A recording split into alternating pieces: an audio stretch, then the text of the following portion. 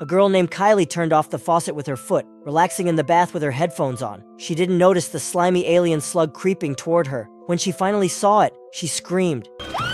The slug jumped onto her back, trying to crawl into her mouth. If it got inside, it would control her mind. She fought with all her strength and yanked it out just in time. She threw on her clothes and ran out, calling for help. But her mom was already infected, lying in a pool of blood. Then her sister started screaming. Slugs were everywhere, flooding the house. Kylie smashed open the bedroom door, but she was too late. Her sisters were already struggling. More slugs poured into the room. Kylie escaped onto the balcony, but the whole second floor was crawling with monsters. With no choice left, she jumped down. Just as she was about to get up and run, her father collapsed right in front of her eyes. Behind her, slugs rushed in like a wave. Kylie quickly jumped into the car, but there were no keys inside. She watched helplessly as slugs swarmed all over the vehicle. After what felt like forever, the danger finally passed. But Kylie soon discovered something even more terrifying. Her family had somehow come back to life. They looked monstrous, their bodies controlled by slugs. And overnight, everyone in town had become like the Walking Dead. What on earth was happening here?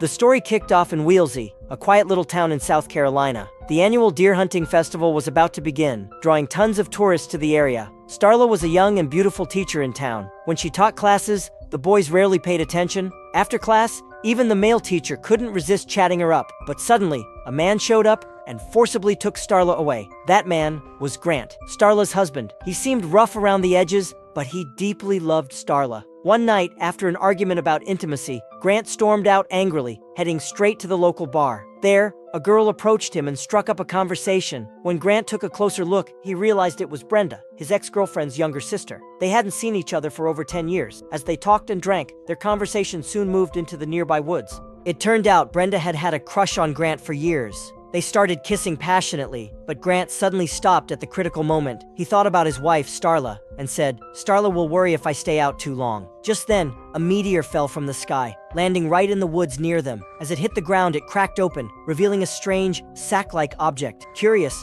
Grant poked it with a stick. Suddenly, a sharp, spike-like tentacle shot out and stabbed him directly in the chest. An alien parasite quickly entered Grant's body through the tentacle.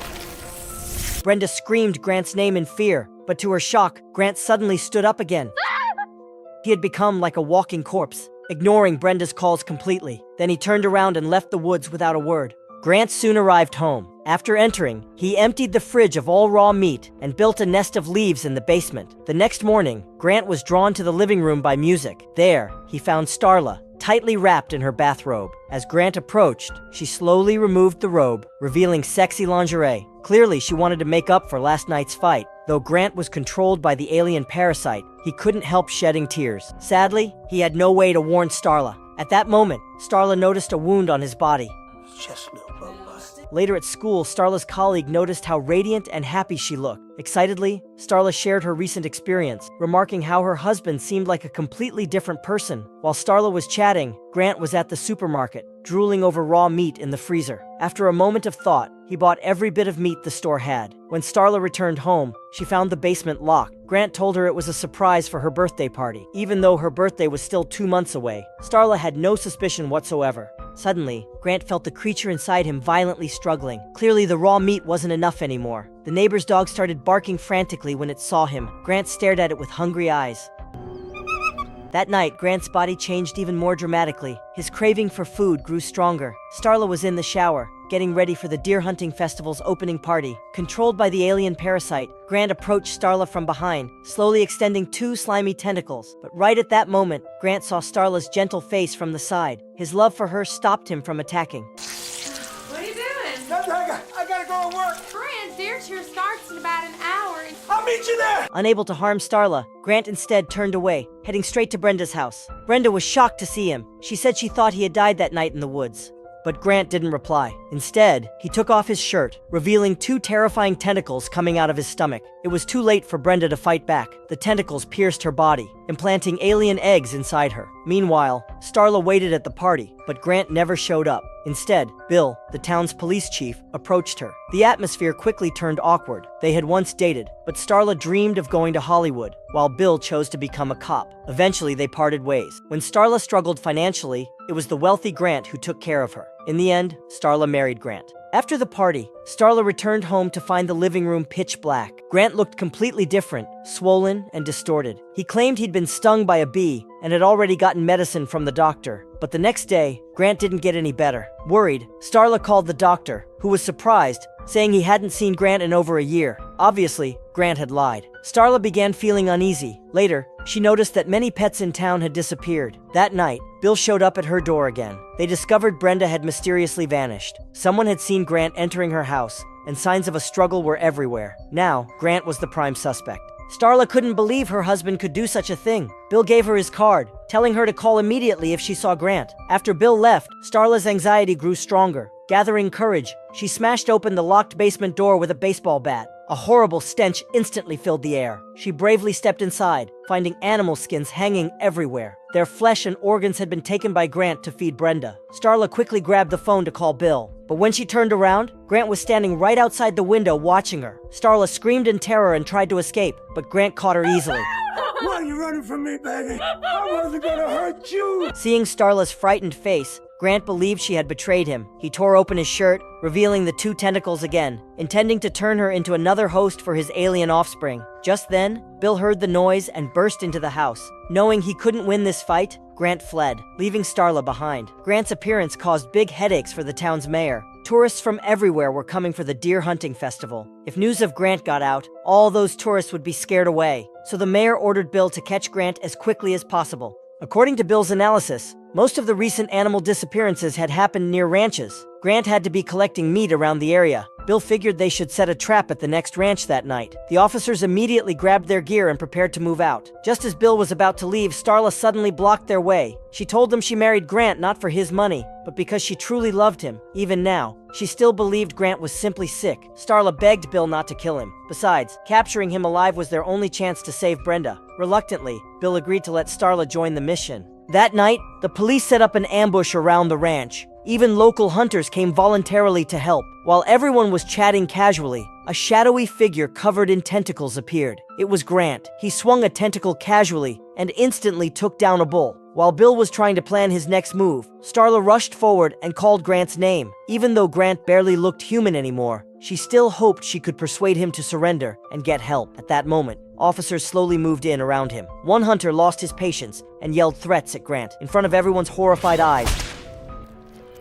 The hunter's body suddenly split into two pieces. Bill immediately ordered everyone to fire, but despite Grant's huge size, easily dodged their bullets and disappeared into the woods. The group quickly chased after him and soon discovered a small house where Brenda was being held. But when they entered the room, everyone was stunned by what they saw. Brenda was horribly bloated and barely recognizable. Even in that condition, she was starving and begging the officers to feed her the rats crawling on the floor. Before Bill could recover from his shock, Brenda's body rapidly inflated and exploded like a balloon. Countless alien slugs poured out of her body. Thankfully, Bill reacted quickly. He covered Starla's mouth tightly, preventing the slugs from infecting them. But the townspeople weren't so lucky. Massive numbers of slugs rushed into the ranch owner's house, quickly infecting the entire family. Only Kylie managed to survive, trapped inside a car and trembling with fear as her infected family surrounded her. Meanwhile, Bill dragged the unconscious officers outside. There was no cell signal in the woods, so he planned to call for backup using the radio in his car. But just moments after he left, the unconscious officers suddenly woke up. They began speaking in voices identical to Grant's. Clearly, these alien creatures shared one mind, controlled completely by their host. They tried to convince Starla to join their glorious evolution. Starla's gun was empty, so all she could do was run for her life. Bill, who had gone back for the police car, rescued Kylie just in time from the monsters surrounding her. They quickly drove back, running into the mayor and Starla, who had just escaped the woods. As Bill drove them away to safety, he radioed the dispatcher at the station, asking her to call in heavily armed backup from higher authorities. But the alien slugs had already reached the police station. The dispatcher was infected the moment she hung up. Then Kylie shared what she'd seen in the slugs' memories. Combining this information with their recent experiences, Bill figured out that everyone infected became part of Grant. Grant's ultimate goal was to consume all life on Earth. They had to kill Grant, the original host, to stop all the alien slugs and monsters at once. Suddenly, they crashed the car.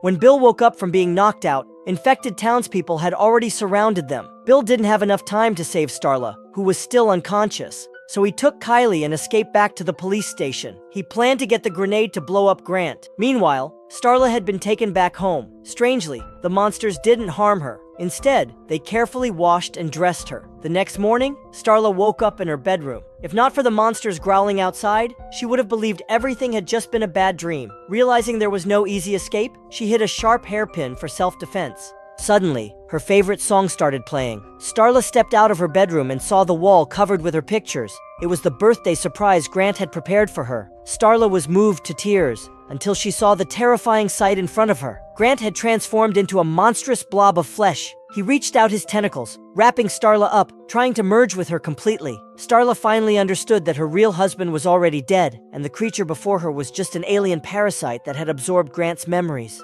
Calmly, she began recalling sweet memories of their past together, slowly causing Grant to lower his guard. Then she suddenly stabbed him with the hairpin. Grant swung his tentacles, sending Starla flying across the room. Just then, Bill arrived with a grenade, but just as he was about to throw it, Grant knocked it from his hand. Bill desperately searched for the grenade, but as soon as he found it, Grant struck again, knocking Bill aside. The grenade rolled into the swimming pool and exploded uselessly. Grant's tentacles shot toward Bill. Bill grabbed one tentacle, but the other stabbed into his stomach, quickly pumping eggs into him. In this desperate moment, Bill noticed a propane tank nearby. Using every ounce of his strength, he jammed the tentacle into the tank's valve and opened it.